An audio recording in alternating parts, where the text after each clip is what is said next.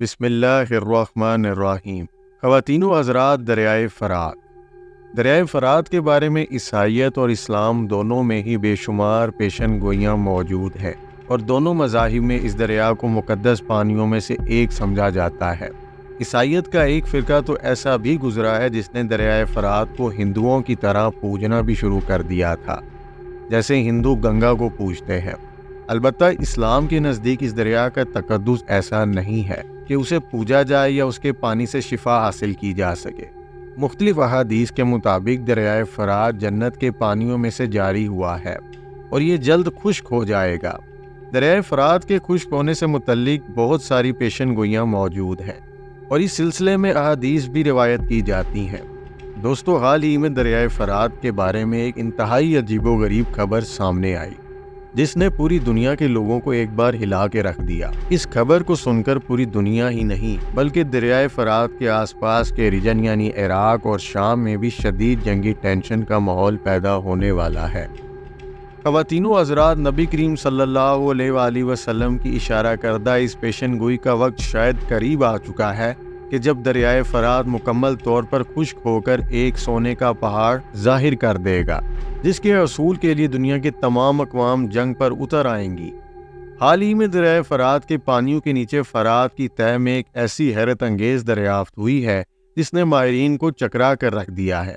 تمام سائنسی دنیا یہ سوچنے پر مجبور ہو گئی ہے کہ ہمارے اب تک کے جدید آلات اور سکینرز دریائے فرات کو اس حد تک کنکال کیوں نہیں سکے کہ ہمیں اس کے بارے میں پہلے سے معلوم ہو جاتا۔ خواتین و حضرات، دریائے فرات کی تہہ میں پر اسرار قدیم ترین غاروں کا ایک نہایت عجیب و غریب سلسلہ دریافت ہوا ہے۔ یہ غاریں کسی بھی طرح سے قدرتی نہیں لگتی۔ ماہرین اس بارے میں شش و پنج کا شکار ہیں کہ اگر یہ غاریں قدرتی نہیں ہیں تو پھر انہیں کس تہذیب نے بنایا ہوگا۔ ان غاروں کی شکل ایسی ہے جیسے پرانے زمانے کی کوئی جیل ہو، لیکن یہ ساری کی ساری غاریں مٹی سے بنی ہوئی ہیں اور ان میں بنے ہوئے کمرے اور چھتوں کا سائز بھی بہت بڑا ہے۔ ان غاروں کے سلسلوں کو لے کر سائنسی دنیا کے ساتھ ساتھ پوری دنیا میں بھی بحث چھڑ چکی ہے کہ آخر ان غاروں کا مقصد کیا ہے۔ اس سلسلے میں نہایت بھیانک انکشافات بھی ہو رہے ہیں جنہیں ہم آج اس ویڈیو میں تفصیل سے بیان کریں گے، اسی لیے آپ سے درخواست کی جاتی ہے کہ ہماری یہ ویڈیو اینڈ تک ضرور دیکھیں۔ پچھلے کچھ اشروں سے دریائے فرات بڑی تیزی کے ساتھ خشک ہو رہا ہے اور اب تک دریائے فرات کے حجم کا 30 سے 40% حصہ خشک ہو چکا ہے۔ حالیہ سالوں میں دریائے فرات کے خشک ہونے کی رفتار پہلے سے کئی زیادہ بڑھ چکی ہے اور ماہرین کی جانب سے یہ خدشہ بھی ظاہر کیا جا رہا ہے کہ 2050 تک دریائے فرات مکمل طور پر خشک ہو جائے گا۔ البتہ ماہرین کو اب تک سمجھ نہیں آئے کہ دریائے فرات کا یہ پانی دراصل جا کہاں رہا ہے، جس کی وجہ سے دریائے فرات دن بدن خشک ہوتا جا رہا ہے۔ دریائے فرات کی تہہ میں ملنے والی ان عجیب و غریب غاروں نے ماہرین کو یہ سوچنے پر مجبور کر دیا ہے کہ شاید کہیں ایسا کوئی خفیہ راستہ ضرور ہے جو دریائے فرات کے پانی کو آہستہ آہستہ اپنی طرف کھینچ رہا ہے اور دریائے فرات سطح سے خشک ہوتا جا رہا ہے۔ دریائے فرات کے اس پانی پر عراق اور شام کی ایک بہت بڑی آبادی مکمل طور پر انحصار کرتی ہے۔ دوسری جانب ماہرین کو پانی کے غائب ہونے کے ساتھ ساتھ کچھ ایسے انکشافات بھی دیکھنے کو مل رہے ہیں جو پوری دنیا میں جنگ بھڑکا سکتے ہیں۔ معزز خواتین و حضرات، قدیم اسرائیلی روایت میں ایک ایسے بادشاہ گزرے ہیں جس کا قد و قامت بہت اونچا تھا۔ غاروں کے سائز کو دیکھتے ہوئے یہ اندازہ لگایا جا رہا ہے کہ شاید یہ غاریں اسی بادشاہ کے دور میں بنائی گئی ہوں۔ اس بادشاہ کا دور عیسیٰ علیہ السلام کے دور سے 4 یا 5 ہزار سال قبل کا دور تھا۔ اس لیے ماہرین کو یہ تسلیم کرنے میں بے حد مشکل پیش آ رہی تھی کہ آخر اس قدر پرانی تہذیب اتنی ایڈوانس کیسے ہو سکتی ہے۔ ان غاروں میں جگہ جگہ پر عجیب و غریب نشانیاں اور علامات دیواروں پر تحریر کی گئی ہیں۔ ماہرین نے ایسی زبان آج سے پہلے کبھی نہیں دیکھی۔ دوسری جانب ان غاروں کا وہ سلسلہ دریائے فرات کی تہہ کے بالکل نیچے تک چلا جاتا ہے۔ وہاں پہ ایک بہت بڑا حصہ ایسا ہے جہاں پہ غاریں نہیں بنی ہوئی۔ ماہرین نے ہر طرح سے کوشش کر لی ہے کہ کسی طرح سے اس بڑے حصے کو سکینرز کی مدد سے گنگالا جا سکے کہ اس کے اندر کیا ہے، لیکن اب تک انہیں کامیابی حاصل نہیں ہوئی۔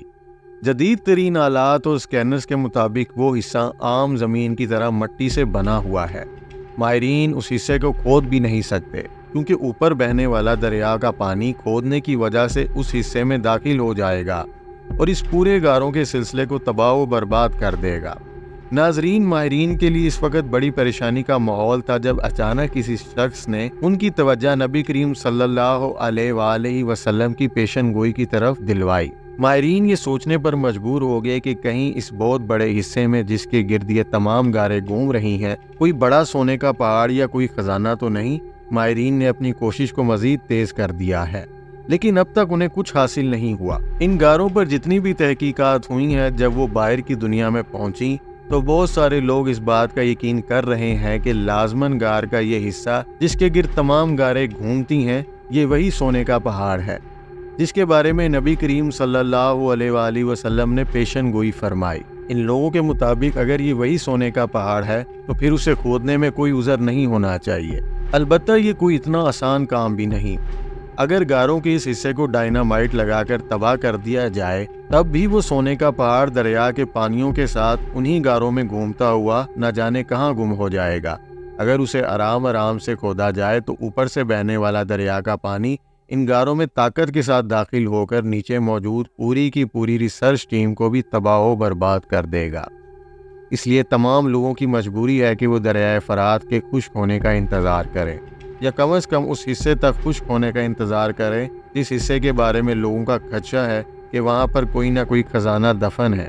خواتین و حضرات، ماہرین کا اندازہ ہے کہ ہم سے پہلے موجود تہذیبیں اس بارے میں خاصی ایڈوانس تھیں کہ ان کا کہنا ہے کہ اب تک ہم نے جتنے بھی خزانے دریافت کیے ہیں یا اہرام مصر کو ٹٹولا ہے تو وہاں پہ ہمیں ایسے عجوبے ملے ہیں کہ جنہیں ہمارے جدید ترین آلات یا اسکینرز ڈیٹیکٹ ہی نہیں کر سکے۔ اس لیے ماہرین اب بھی شک و شبے کا شکار ہیں کہ ہو سکتا ہے کہ واقعی اس حصے میں کوئی گمشدہ خزانہ یا کوئی سونے کا کوئی چھوٹا موٹا پہاڑ موجود ہو، کیونکہ یہ حصہ کافی بڑا ہے اور کئی کلومیٹرز تک پھیلا ہوا ہے جس کے گرد یہ تمام غاریں گھومنے کے انداز میں بنی ہوئی ہیں۔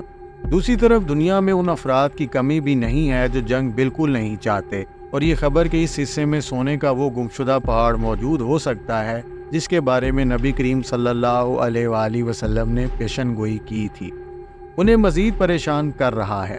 اگر یہ واقعی وہی پہاڑ ہے تو پھر اس کے ظاہر ہونے میں کچھ زیادہ وقت باقی نہیں رہا، کیونکہ حضرت انسان اپنی فطری لالچ اور حرص کے باعث اس حصے کو زیادہ دیر تک کھودنے سے باز نہیں رہ سکے گا، اور اگر ایسا ہوا اور سونے کا یہ پہاڑ ظاہر ہو گیا تو پوری دنیا میں جہاں پہلے ہی کئی جگہوں پر جنگ کی آگ بھڑک رہی ہے، ان جنگوں میں مزید شدت آ جائے گی۔ اس کے ساتھ ساتھ عراق اور شام کا یہ زرخیز علاقہ جہاں پہ کروڑوں انسان بستے ہیں جنگ کا میدان بن جائے گا۔ خواتین و حضرات، نبی کریم صلی اللہ علیہ وآلہ وسلم کی طرف سے اس بات کی خاص تاکید بھی کی گئی کہ جب یہ پہاڑ ظاہر ہو اور لوگ اس کے اصول کے لیے جنگ کریں تو اس جنگ میں بالکل بھی شامل نہ ہوا جائے۔ نبی کریم صلی اللہ علیہ وآلہ وسلم کی احادیث کے مطابق اس جنگ میں شامل ہونے والا ہر شخص جہنمی ہوگا، اور اس جنگ میں شامل ہونے والے ہر 100 میں سے 99 لوگ مارے جائیں گے، اور صرف ایک ہی باقی بچے گا جس کے ہاتھ میں بھی کچھ نہیں آئے گا۔ اس سے صاف ظاہر ہے کہ ہمیں اس بات کا مکمل خیال رکھنا چاہیے کہ ہم یا ہمارے آس پاس کے لوگ کسی بھی طرح سے دولت کے اصول کے لیے اس جنگ کا حصہ بالکل نہ بنیں، کیونکہ اس کے لیے صاف جہنمی ہونے کی وعید موجود ہے۔ اللہ تعالیٰ سے دعا ہے وہ ہمارے ایمان کو سلامت رکھے اور اس آخری دور میں تمام فتنوں سے ہمیں محفوظ رکھے، آمین ثم آمین۔ یہ تھی ہماری آج کی ویڈیو۔ اگر آپ کو ہماری ویڈیو پسند آتی ہے تو لائک کے بٹن کو دبانا بالکل نہ بھولیں، اور اگر آپ چینل پر نئے ہیں تو ہمارے چینل کو سبسکرائب کریں۔ شکریہ۔